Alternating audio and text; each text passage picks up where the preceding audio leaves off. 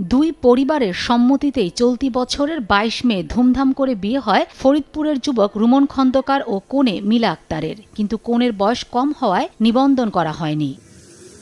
সামাজিক এ আয়োজনের এক সপ্তাহের মাথায় চিত্রপট পুরোটাই বদলে যায়। মিলা আক্তার রুমনের বাড়ি থেকে চলে যায় নিজের বাড়িতে।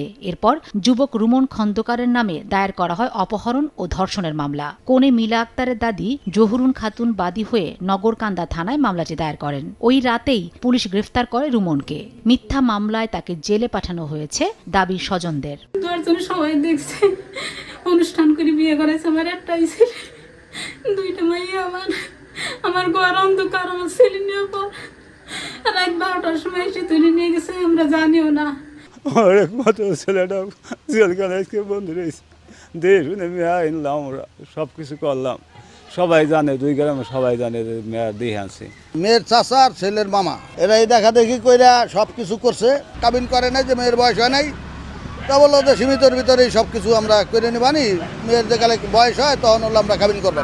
সে তো তার স্ত্রী, তারা কিভাবে দর্শন করলো? মেয়ের দাদি মিলে, মেয়ের ফুফাতো ভাই মিলে, মেয়ের কাকি মিলে, এই তিনজনে মিলে এই ছেলেটার নামে ধর্ষণ মামলা দিছে। বিয়ে করছে আনুষ্ঠানিকতা কইরা, তারপরে ওইভাবে যে বিষয়টা মিথ্যে মামলা সাজাইছে, এটা মোটেও ঠিক না। আমরা এটা সুষ্ঠু সমাধান চাই। এদিকে মিলার পরিবারের সদস্যদের দাবি কোনো বিয়ে হয়নি। গত ১৯ জুন বিকেলে বাড়ির পাশ দিয়ে মিলাকে একটি মাইক্রোবাসে করে অপহরণ করেন রুমন। এরপর রাতভর ধর্ষণ ও নির্যাতন করা হয় তাকে। পরদিন সকালে কৌশলে ওই বাড়ি থেকে পালিয়ে এসে পরিবারকে জানায় মিলা। বিয়ে সম্পন্নের বিষয়টি অস্বীকার করেছেন কাজীও। আমি দাঁড়ায় রয়েছি, ওই জায়গায় একটা মাইকো এলো সাদা, ওই মাইকোতে করে আমার উঠিয়ে নিয়ে চলে গেছে। তারপরে বাড়ি নিয়ে হেরে আমার ইচ্ছার বিরুদ্ধে আমার সাথে জবরদস্তি করে দর্শন করলাম। পরের দিন সকালবেলা আমিও ঘুমাই রয়েছে, তারপর ওই বাড়ি থেকে পলাইয়া চলে আসছি। ওরকে আমার নাতিরে বলে ডিস্টার্ব করতো, রাজমিস্ত্রির কাম করে ছেলেরা। আমি গরিব মানুষ, আমি বিশেষ চাই না। 3 দিন পর্যন্ত বক্স বাজাইয়া বড় করে অনুষ্ঠান করে নাতিন উঠিয়ে দেওয়া হয়েছে। মোবাইলে আমার সাথে বলতো যে কাবিন তৈরি করে দেওয়া, কাবিন বইতে না থাকলে তৈরি করে দেওয়া সম্ভব না।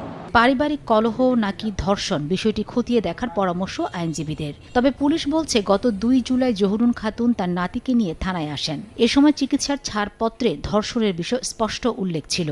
লিখিত অভিযোগের ভিত্তিতে গ্রেফতার করা হয়েছে রুমনকে। সুপারভিশন করতে গিয়ে আমি দেখি হচ্ছে যে সেখানের মধ্যে one stop service centre Faridpur medical কলেজের, সেখান থেকে হচ্ছে কি তারা 2 দিন হচ্ছে চিকিৎসা নেয়। ওসিসির যেই কাগজ, সেই কাগজের মধ্যে লেখা আছে ডাক্তার প্রেসক্রাইব করেছেন সেখানে যে তার সেক্সুয়াল অ্যাসল্টের ঘটনা আছে। অভিযোগের ভিত্তিতে আমরা মামলা রুজু করি না। বিবাহের বিষয় কখনো আমাদের কাছে লিখিতভাবে উল্লেখ করে না এবং আমাদেরকে কখনো বলেও নাই। উপজেলা নির্বাহী কর্মকর্তা জানান, বিষয়টি খতিয়ে দেখা হচ্ছে। দোষীদের বিরুদ্ধেও প্রয়োজনীয় ব্যবস্থা নেওয়া হবে। অবৈধ কাজ করতে গিয়ে তার রেজিস্ট্রেশন করতে পারেনি, এটি একটি পজিটিভ দিক, কারণ এই ক্ষেত্রে উপজেলা প্রশাসন খুব কঠোর ভূমিকা পালন করছে। এদিকে বাল্যবিয়ে নিবন্ধনের আইনি সুযোগ না থাকা, অন্যদিকে অপহরণ ধর্ষণের মতো গুরুতর অভিযোগে থমকে গেছে দুটি পরিবারের ভবিষ্যৎ। সঠিক তদন্তের মাধ্যমেই বেরিয়ে আসবে সত্য, এমনটাই প্রত্যাশা স্থানীয়দের।